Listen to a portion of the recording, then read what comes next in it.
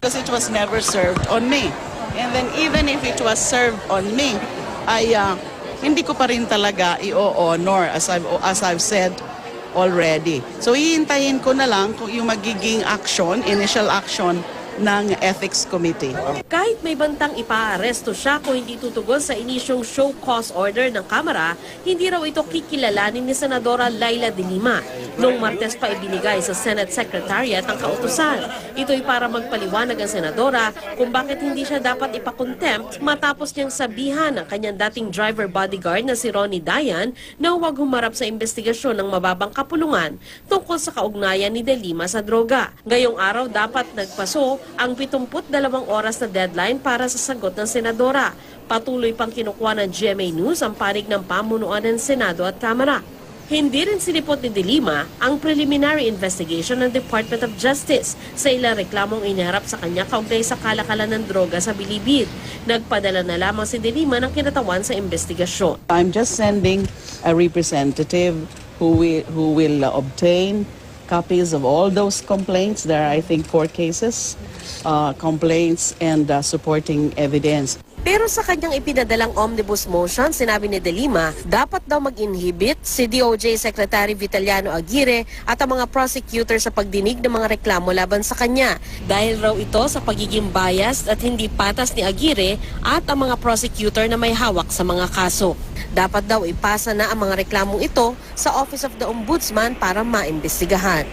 Kanina, binigyan ng 5-man panel ng DOJ si De Lima ng hanggang December 21 para magsumite ng counter-affidavit para sagutin ang mga paratang. 4 na kaso ang kinakaharap ni De Lima sa DOJ. Ang graft at drug charges na isinampa ng Volunteers Against Crime and Corruption at kaparehong mga kasong isinampa ng mga kasalukuyan at dating opisyal ng NBI at ng Bilibid inmate na si JB Sebastian.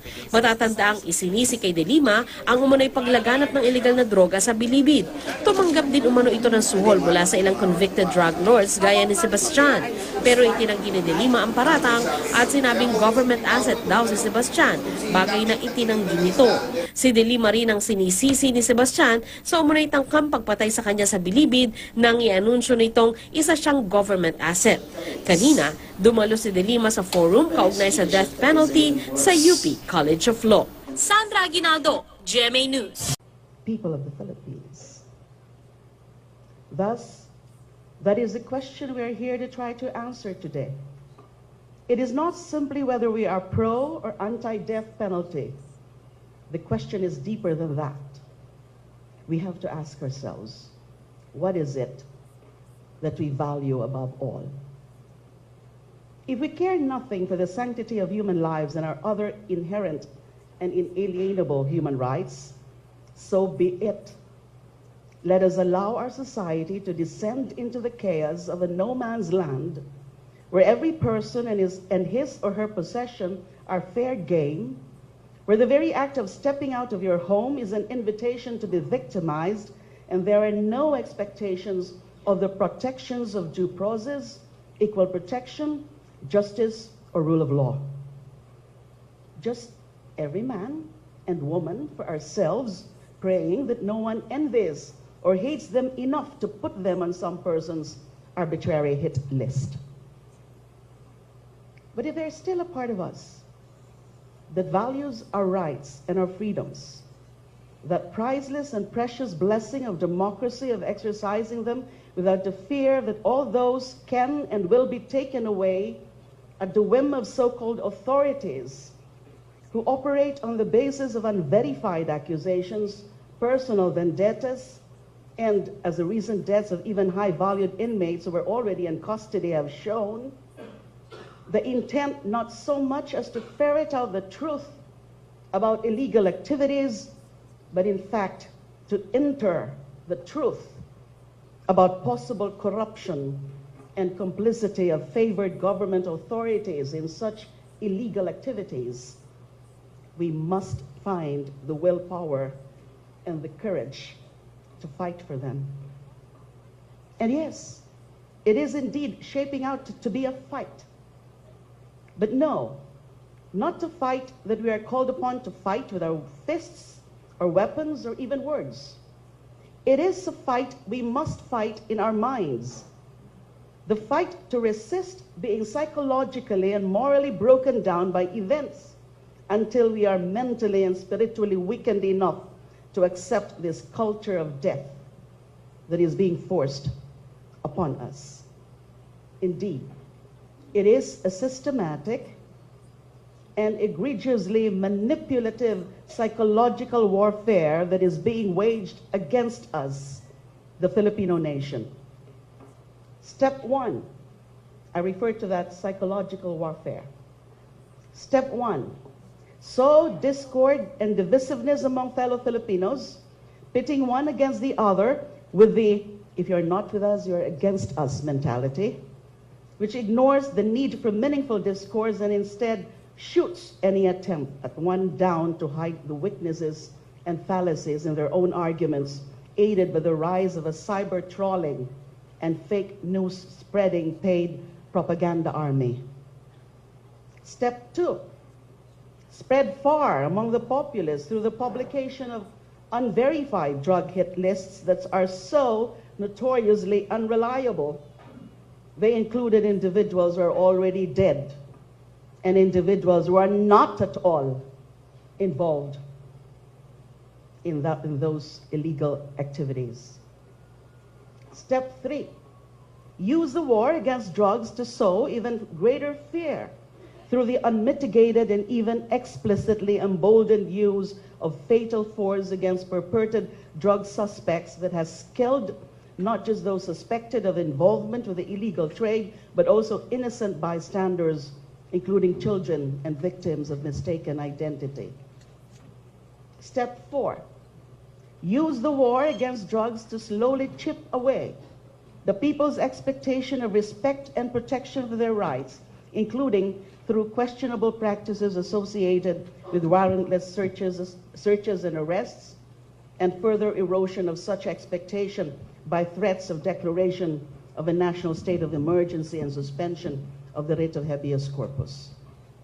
Step five, revise the history of Philippine democracy by giving a hero's burial to the dictator whose martial law regime saw not just rampant corruption, but also heinous and gross violations of human rights, including thousands of victims of torture, summary execution, and forced disappearances, politically motivated arrests and imprisonment in an attempt to obscure the line between out-and-out despotism and heroism, thus paving the way for the re-emergence of a similar blight to our democratic way of life. Step six, a series of disturbing events that appear to be paving the way for the declaration of martial law, but he just called it a stupid, or at least the suspension of the privilege of the writ of habeas corpus, and I know why he called it stupid. All of these things, which by themselves are already far from innocuous, when taken together, attain an even greater level of insidiousness that only hints at the true horror that lies in wait for us. They are intended to slowly but surely break us down, to make us we see death as not just the only workable solution to all of our nation's woes, but even the better one, quote unquote. It is as if they're making us complicit in their crimes by making us accept such an imperfect and truly ineffective, quote unquote, solution as capital punishment is the more acceptable solution than this spate of extrajudicial killings, when extrajudicial killings are even worse than death penalty. And how are they making us accept this? By wearing us down with all the killings that are taking place in our midst on an hourly basis. 1.58 deaths every hour, or 38 deaths a day, to be exact. The more desensitized we are to the death of our fellow human beings, the less shocking these occurrences become, the more accepting we are of judicial killings, perhaps thinking that the latter is the lesser of two evils and hence acceptable to a civilized and democratic society that is supposedly governed by the rule of law.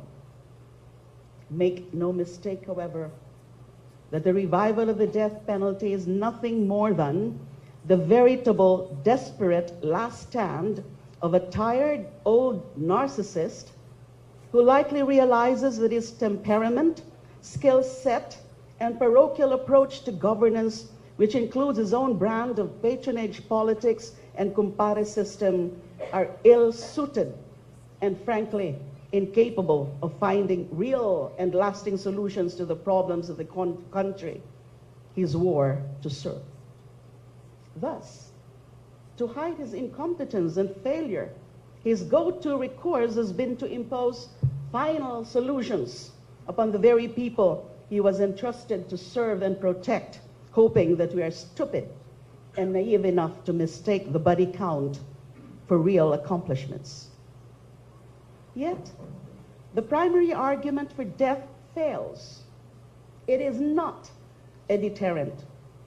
To quote Flagg's own primer on the death penalty, quote, "Deterrence is not a function of the penalty's severity, but more a function of the certainty of prosecution and punishment. Very few criminals, if any, consider the penalty in the commission of crimes. What they consider is that they are not caught, and if they are caught, that they can be acquitted. The death penalty does not necessarily determine whether the crime will be committed or not, as there are other factors that come into play, such as need brought about by poverty, environment, education, and values," end of quote. The deterrence effect is not something that will be achieved by slapping the severest punishment on people. It requires effective law enforcement, from heightened crime prevention efforts, and if those fail, successful and effective crime detection, investigation, and prosecution. It requires more effort from law enforcers like the police force than just drawing their guns and shooting at criminals point blank. At the very least, the police should know the elements of the crimes they are preventing and investigating, a basic skill that Senate hearings have shown is deplorably lacking in some members of the police force, including high-ranking officials. The fact that our so-called leaders are selling it to us as having such non-existent deterrent effect just goes to show the utter laziness that is infecting our leaders. They would rather kill instead of protect. They would rather risk killing the innocent rather than make the effort to increase police visibility and enhance their investigative prowess. Apparently, that is too much to ask for. I disagree. I firmly disagree. I believe it is possible and it is worth it. That's why I'm not only fighting the several legislative measures pending before the Senate that will bring back the death penalty, I'm actually championing my own alternative bill imposing qualified reclusion perpetua, but also championing other legislative measures that seek to empower, improve, and modernize our criminal justice system to make it more effective and responsive to modern times. Now, if the deterrent effect is a hoax, why then force this upon us? Perhaps, in reality, it is the retributive aspect of it that they're really working towards. But retribution for what? Disturbingly, the motivation to hide incompetence is perhaps the more innocuous reason for reimposing the death penalty if compared to another one. The motivation to suppress political dissent and seek retribution against political opponents. As much as regimes have touted the alleged deterrent effect of capital punishment against the commission of crime or heinous crimes, what they are often actually frighteningly useful for are as weapons for political oppression and suppression. We need only look at our history to see that among the most prominent people who have been sentenced to death are those who have done the most unforgivable of crimes. They fought for the Filipino people's freedom. Andres and Procopio Bonifacio, Jose Rizal, Chief Justice Jose Abad Santos, Wenceslao Vincens, among many others. The death was never as much an effective instrument of justice as it has been a horrifyingly potent weapon for the politically and militarily powerful to wield against those who seek to oppress and subjugate. Even then, however, seeing as how these victims have gone down in history as heroes and martyrs, death has been quite impotent to suppress their ideals, and to this day, people continue to fight for what is right, regardless of the consequences for themselves, as was clearly and heroically displayed during the demonstrations last Wednesday protesting the burial of Marcos at the libingan ng mga bayani. But that doesn't stop autocrats, despots, and unhinged narcissists from trying to stamp out the idealism in us. In other words, the absolute worst part of the systematic psychological pressure cooker our own government is attempting to trap us in is that they see the goodness in our people, and instead of nourishing and making us a better and stronger nation by it, they are manipulating and using our very humanity as a weapon against us. They are dealing the ultimate blow to us as individuals and as a people. They are stealing our identity and robbing us of our sins of higher purpose. They are committing the biggest crime against democracy, impairing their right to self-determination by disabling them from making informed and well-thought-out decisions about their present and their future. It isn't enough for them to rewrite our past. They want us to write our future in our own blood. Before that happens, I ask the people here today, do you still know who you are and what your purpose is? A year ago, I used to know what Filipinos stood for. I knew it if from the fact that when the Universal Declaration of Human Rights was being drafted, we not only took active part through our delegation chaired by none other than Carlos Pil Romulo, but our delegate was also credited as evoking the abuses, quote, and worse of the Nazi regime in Germany to argue, quote, forcefully against weakening the declaration's prohibition of torture by referring to local cultural customs, unquote, saying that, quote, diluting the ban could provide cover for those who cloak their abhorrent practices in cultural justification, end of quote. I knew it from the fact that after decades of suppression under martial law rule, our people came together in a peaceful and bloodless revolution that not only toppled the dictator, but produced a constitution that embodied human rights and social justice. I knew it too when 7 years ago, we were all collectively outraged by a massacre perpetrated by those who thought that power and influence could give them impunity for killing dozens of innocent people in broad daylight, including women and journalists. Now, near the end of 2016, after all the deaths and the still rising death toll, after all the wearying news about impunity and misogyny and lack of accountability for deaths happening under highly suspicious circumstances, to say the least, I ask everyone here if they still know who they are and what they stand for.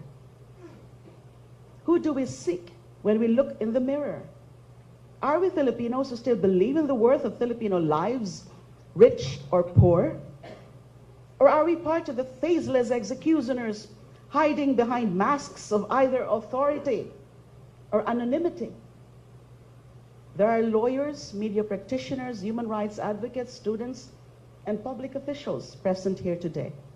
What identity do you assume out in this world? Are you defenders of the rule of law? Are you fighters for human rights?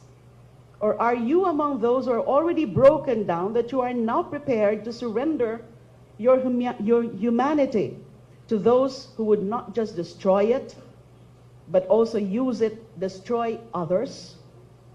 Are you now just another cog in this murderous machine? Can you still stand up and say that you are not your government? Or are you ready to accept defeat. I know I may likely be preaching to the choir, but that is the crux of the matter, isn't it? If the members of the choir lose their faith, if they lose their identity, who else will go out there and defend the value of human life out in the world? When we speak of people dying, there can be no passive observers. We must take a stand. No to death penalty. No to death. No more killings. Enough with the lazy shortcuts. We want governance from our government, not executioners from butchers. Let justice and the rule of law have its day. Maraming salamat po.